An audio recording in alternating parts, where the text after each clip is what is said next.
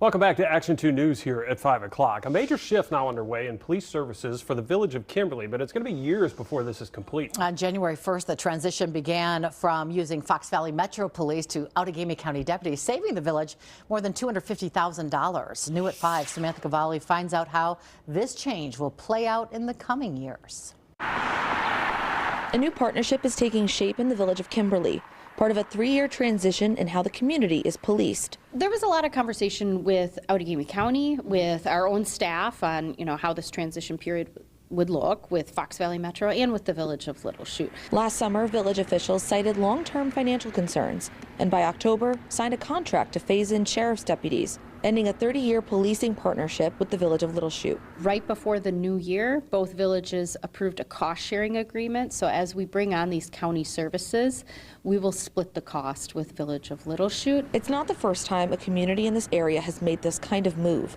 In 2017, Combined Locks also moved away from the Fox Valley Metro Police Department, turning to the town of Buchanan and the Sheriff's Office for patrol services. And I haven't seen a difference that just because of Outagamie County services our area that it would make any difference if we had our own police department. Back in Kimberly, the first 2 deputies started January 1st, working 5 a.m. to 5 p.m.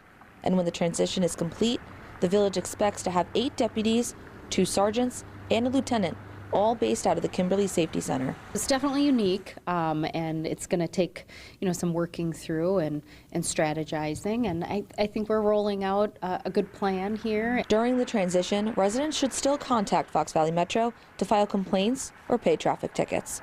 In Kimberly, Samantha Cavalli, Action 2 News.